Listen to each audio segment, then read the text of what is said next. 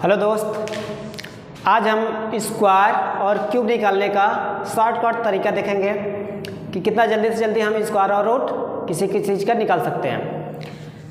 अगर ये आपको आ जाएगा तो काफ़ी हेल्प रहेगा किसी भी एग्ज़ाम के लिए आपके, और आपको एक अच्छा स्टूडेंट भी बनाएगा। देखते हैं स्क्वायर और रूट हम कैसे निकालते हैं।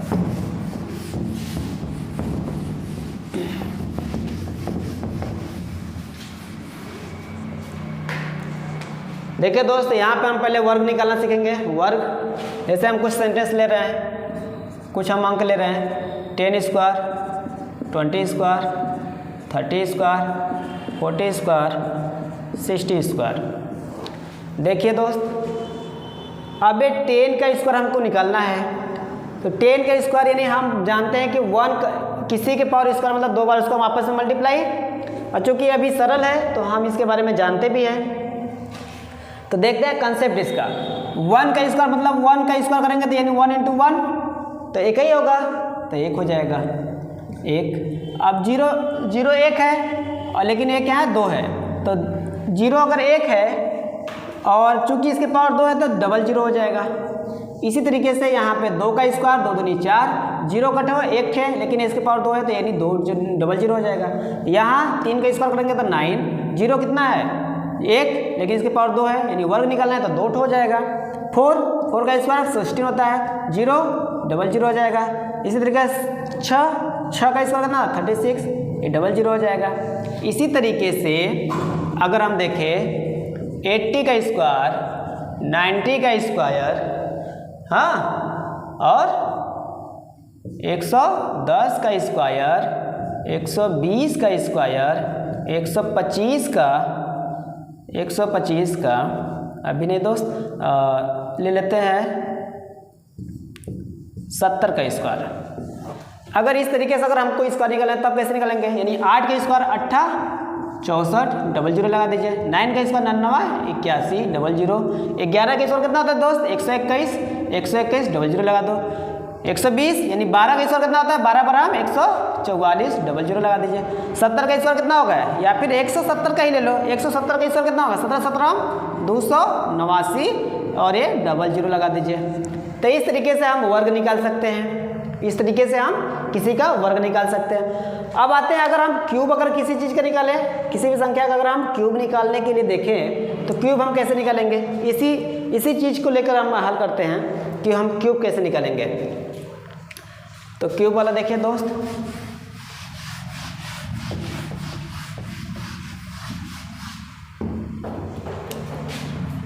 अब यहाँ 3 हो गया, अब 2 की जगह पे यहाँ 3 हो गया। 2 की जगह पे दोस्त क्या हो जाएगा 3 हो गया। अब यहाँ कितना हो गया 3 हो गया। चलिए, अगर जब यहाँ 3 हो गया यानी किसी के पावर अगर 3 है तो इसका मतलब क्या है 3 बार उसका मल्टीप्लाई हुआ होगा। 3 बार मल्टीप्लाई यानी 1 × 1 × 1। जब भी 1 का 3 बार मल्टीप्लाई करते हैं 1 1 जा 1 1 1 जा 1 यानी 1 कम 1 कम 1 यानी 1 ही आएगा 1। अब 1 लिख देंगे। अब इसके पावर कितना है 0 के पावर 3 है तो 3 0 लिखिए, कितना 3 0। अब इनके पावर कितना है, अब 2 का क्यूब करेंगे तो 2 का क्यूब 8 होता है, 3 0 लिख दीजिए। 3 का क्यूब कितना होता है 27 000। 4 का क्यूब कितना होता है तो 16 चौक का 64 0 लिख दे। 6 का क्यूब कितना है 36 36 हम 216, यहाँ पे 3 0 आ जाएगा। इसके पावर 3 है तो 3 0। इसी तरीके से आप 50 का स्क्वायर, 70 का स्क्वायर, 80 का स्क्वायर, 110 का स्क्वायर, 90 का स्क्वायर और 100 का, सॉरी यहाँ पे हम क्यूब निकाल रहे हैं, क्यूब निकालना सीख रहे हैं, क्यूब निकालना सीख रहे हैं, यहाँ पे क्यूब निकालना सीख रहे हैं, यहाँ पे क्यूब निकालना सीख रहे हैं। अगर हमें ऐसा अगर क्वेश्चन दिया है तो हम कैसे निकालेंगे 50 का, यानी 50 का यानी 5 का क्यूब कितना होता है 125 0 0 लगा दें। 7 का क्यूब कितना होता है 7 7 49 49 × 7 243 3 0 लगा दीजिए। 8 का क्यूब कितना है 8 64 और 8 512 डबल 0। 11 का क्यूब कितना होता है 11 ग्राम 144, 11 ग्राम 121 है और 121 और 11 करेंगे तो 1331 हो जाएगा। 1331 कितना 0 1 2 3 9 81, 81 9 कितना हो जाएगा 729 000। 10 का क्यूब आप जानते ही हैं 10,000। 10 का कितना हो जाएगा दोस्त, 10 गुणे 10 गुणे 10 1000 हो जाएगा। कितना हो जाएगा 1000। तो इस तरीके से हम बहुत कम समय में अपना जो हमारा अगर क्यूब है या फिर वर्ग है तो हम निकाल सकते हैं। मान लीजिए अगर इसी पर अब क्वेश्चन मेरा आ जाएगा,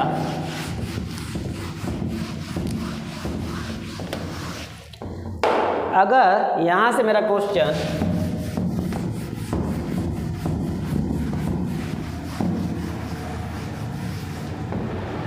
यहाँ से हमारा क्वेश्चन अगर पूछ दे रहा है कि 100 का स्क्वायर, 200 का स्क्वायर, 300 का स्क्वायर, 400 का स्क्वायर, 500 का स्क्वायर, अगर इस तरीके से अगर क्वेश्चन पूछ रहा है और पूछ रहा है 600 का स्क्वायर, 700 का स्क्वायर, 800 का स्क्वायर, 5000 का स्क्वायर, किस तरीके से, इस तरीके से अगर ये ऐसे हमारा क्वेश्चन अगर पूछ रहा है कि इसका बताइए, तो आप अगर इसका अगर स्क्वायर हमको निकालना है तो कैसे निकालेंगे। 1 का स्क्वायर करेंगे दोस्त तो 1 ही आएगा, 1 लिखिए। 00 है, 00 यहाँ पे कितना है 2, तो 2 दूनी 4, 1 2 3 4 लिख दीजिए, बस हो गया। यहाँ 2 का स्क्वायर 4, कितना है 00 और इसके ऊपर क्या है 2, 2 दूनी 4, 4 0 लगा दीजिए। इसी तरह 3 3 का 9, यहाँ पे 4 0, इसी तरीके से 4 चौक का 16, यहाँ पे भी 4 0। फिर 5 का स्क्वायर करेंगे तो 5 बचे 25, यहाँ पे 4 0। इस तरीके से हम जो हम स्क्वायर है उसको हम बहुत ही आसानी से हम निकाल लेंगे। अगर आप ऐसे करेंगे 500 का मान लीजिए निकालना है तो आप ऐसे करेंगे बेसिक्स 500 गुणे 500, इस तरीके से करेंगे, लंबा होगा। हाँ, अब मान लीजिए 600 का निकालना है, 6 के 600 का अगर आपको दोस्त निकालना है तो 6 यानी 6 के कितना हो जाएगा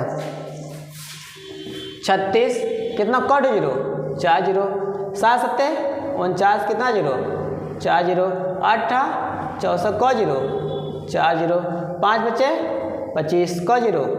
यहाँ देखिए दोस्त, यहाँ 1 2 3 4 5 6 होगा, कितना होगा इकाई दहाई सैकड़ा हज़ार 10,000 लाख 10 लाख 10 लाख करोड़ 2 करोड़ 50 लाख 2 करोड़ 50 लाख हो जाएगा ये। तो ये 5000 का जब स्क्वायर हम निकालेंगे तो इस तरीके से, ये 3 तो 0 है तो 3 दूनी 6 हो जाएगा, 3 दूनी 6 हो जाएगा।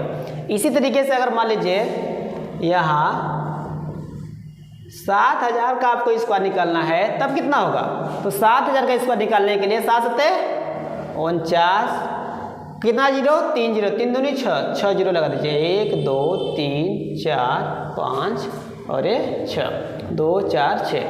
तो इस तरीके से मेरा कितना हुआ, इकाई दहाई सैकड़ा हज़ार 10,000 लाख 10 लाख करोड़ 4 करोड़ 90 लाख हो जाएगा इसका।